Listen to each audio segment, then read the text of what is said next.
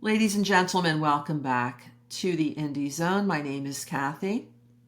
I usually don't like to give the answers to the questions on the community page this early. We just put them up today. One of them literally just went up within the hour. But I'm just getting a gut feeling that if I don't give the answers now, I might not get a chance to do it for several days, because I'm hoping that tomorrow, which is going to be the 18th of February, we'll see some activity on the docket in Idaho versus Kohberger. That docket's been quiet. There's been a long holiday weekend. Today is Monday, the 17th, President's Day, and so therefore there hasn't been anything hitting the docket in several days. There are a number of orders that I know that everybody, including myself, are very diligently waiting for. There are the multiple suppression motions of the defense, as well as the motion for Frank's hearing that is pending ruling on all of them.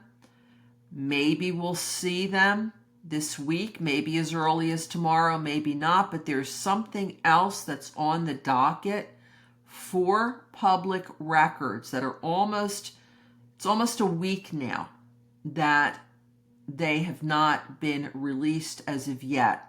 I'm speaking of the 4 subpoenas, 2 ducis tecums, 2 subpoenas. They were filed last week. There were other things that were filed at the same time that were released that very day. Hopefully we'll see them tomorrow. And if and when they hit the docket, if it's tomorrow, I'll be back on here and address what they say. And obviously, if any of the orders on those motions that everyone's been waiting for hits the docket, I will also be back on here to discuss them. But let's go to the community page. And if you have not yet had an opportunity to answer these questions and you'd like to, I'd recommend that you stop this presentation, go take the 3 questions quiz, and then come back. This is the spoiler alert. We're going to go ahead and discuss the questions and give the answers.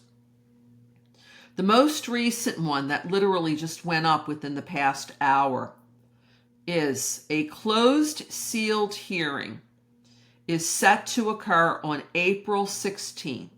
That's just under 2 months from now, in Idaho versus Kohberger. What is this hearing for? In other words, what's the purpose for this closed sealed hearing?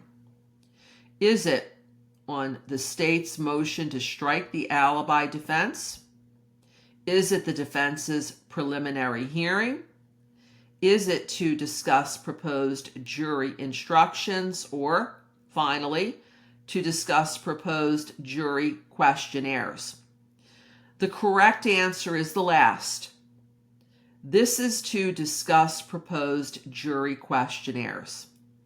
This is the hearing that you see set on the case summary page for April 16th. And just before then, both sides are set to submit their proposed jury questions for this questionnaire that will then go to the prospective members of the jury pool will fill out these questionnaires. And then that will be a tool that both sides can use to query the prospective jury at Voir Dire, which commences July 30th, 2024. All of this information comes from Judge Hippler's pretrial and trial order. I call it the blueprint for the case. If you have not had an opportunity to review it, please do.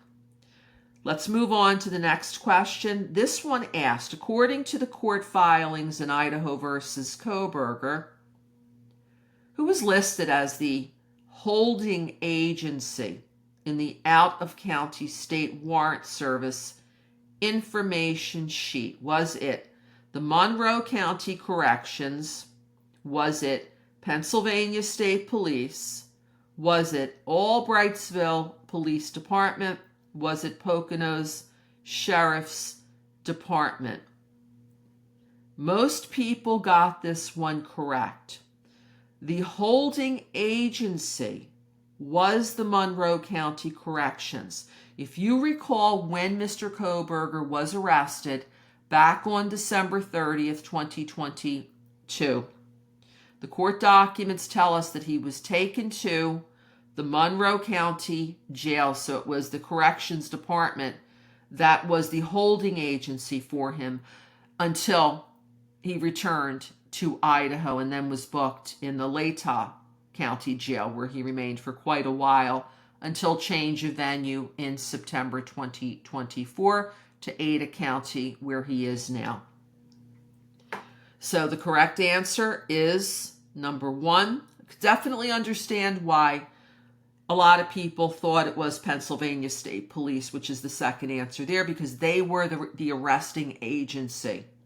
It was 2 members of the Pennsylvania State Police who filled out the Pennsylvania Affidavit of Probable Cause, and one of them, Mr. Leary, Pennsylvania State Trooper Leary, actually arrested Mr. Kohberger.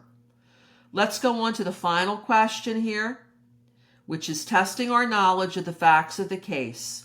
Who read the 5 first-degree felony counts from the criminal complaint to Mr. Kohberger in open court? Was it Judge John Judge? Was it the Latah County Prosecutor Bill Thompson? Was it Mr. Kohberger's defense counsel Ann Taylor? Or was it Magistrate Judge Megan E. Marshall? Just by way of background, the criminal complaint is not the indictment, which was returned in May of 2023 and is what Mr. Kohberger will be standing trial on. They're the same 5 counts, but it's a different legal document. The criminal complaint was signed by Bill Thompson on December 29th, 2022. And after Mr. Kohberger returned to Idaho from Pennsylvania and made an appearance in court, those 5 charges, the 5 first-degree felony counts, were read to him in open court by Magistrate Judge Megan E. Marshall, so that last answer is correct. This will now conclude this episode of the Indie Zone. Thank you, as always, for joining us here today.